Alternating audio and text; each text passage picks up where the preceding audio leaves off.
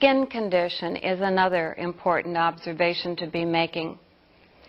What's the temperature of their skin? Is it cool? Is it hot? Is there any discoloration? Any rashes that you notice on the skin? Any bruises? Breathing condition is another important observation to be made. Do you notice any shortness of breath? How about coughing? Any wheezing? Bowel and bladder function is another observation to be made. Be aware if your patient is constipated. What is their normal bowel pattern? Are they used to going to the bathroom once a day to have a bowel movement, or is it more typically every third day or every second day for them? How frequently is this person urinating? Is there any blood in the urine or in their stool? Also, the activities of daily living that the patient has. Are they able to dress themselves? Are they able to feed themselves? How about their personal hygiene and bathing? How well are they able to walk? And last one that I will cover will be their body movements and posture.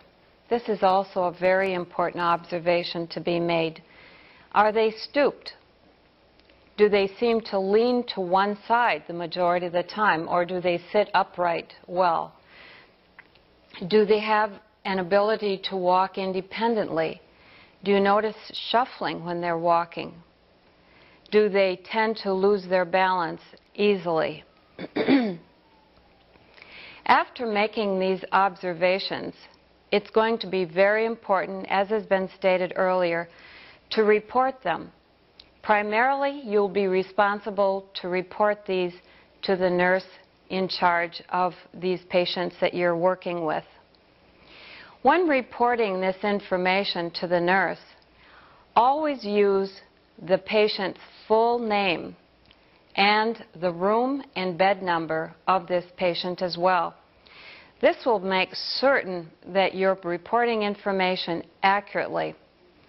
Also, jot down the observations that you have made on a piece of paper, or carry a notepad with a pen and or pencil, so that the information that you do report is exactly as you observed.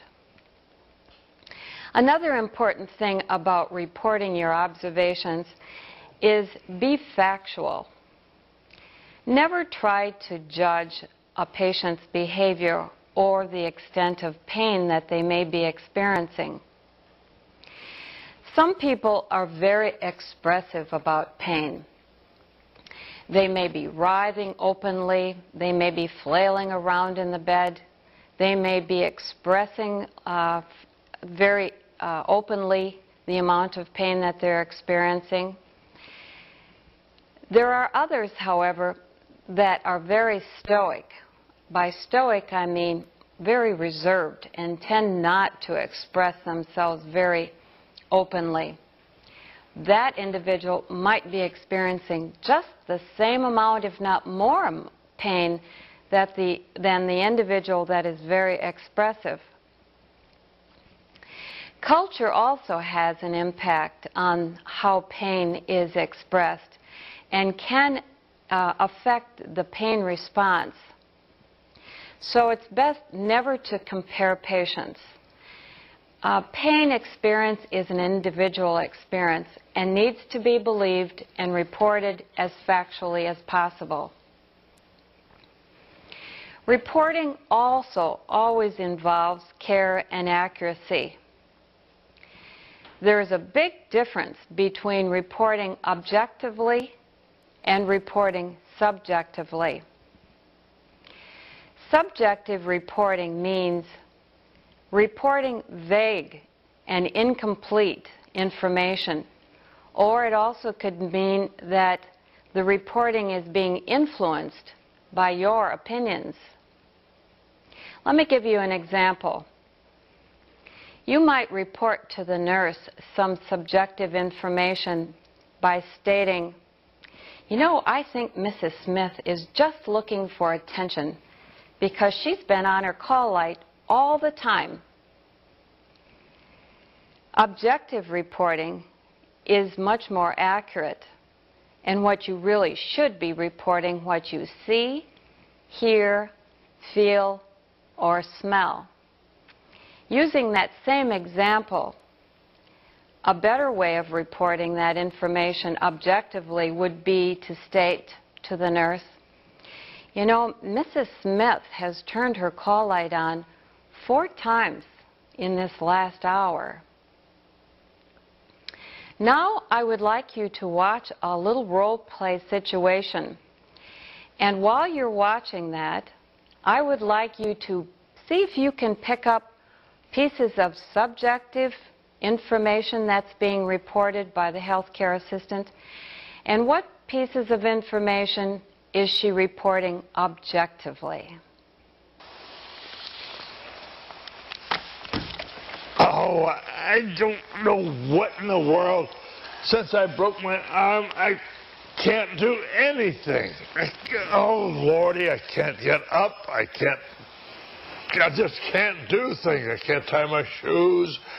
I can't comb my hair. I can't go to the bathroom. Hi, Georgia. How are things going? Hi, Kathy. I don't know about this one here. He just, ever since he broke his arm, he has just been complaining. He's getting lazy. He can't do things. He's been piddling in his pants. And this goes on all day long. I don't know what to do anymore. Did you notice quite a bit of subjective reporting from that healthcare assistant? Let's talk about some of the subjective reporting that you saw.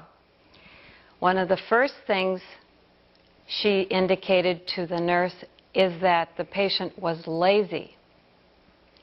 She also stated that the patient complained all day. A third piece of subjective reporting that she indicated to the nurse was that the patient was uncooperative. This is not factual reporting. This is giving too much of the healthcare assistant's opinion to the nurse. Objective reporting that could have been done would have been that the resident states, everything has been difficult since breaking my arm. Another piece of objective reporting would have been that the patient states, I just can't do anything. And a third thing that would have been objective reporting was that he indicated, did you notice that he was really struggling to get out of his chair? That would have been objective reporting.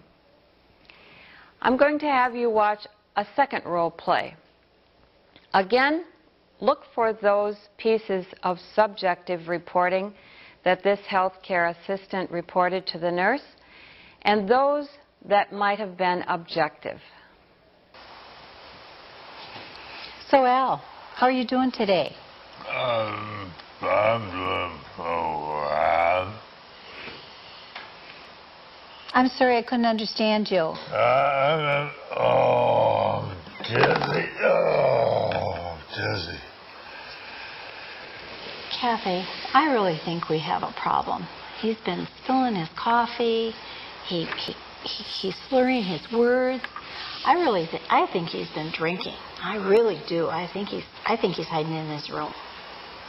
I really don't trust him. There again, you saw this healthcare assistant making too many subjective reports to the nurse, didn't you? Some of the ones that I found is that she said she thinks he's been drinking. That was giving her own personal opinion. And she also stated to the nurse that he was probably hiding liquor in his room. She really had no basis to make that judgment. And a third, she said she just doesn't trust him, but yet she didn't really give any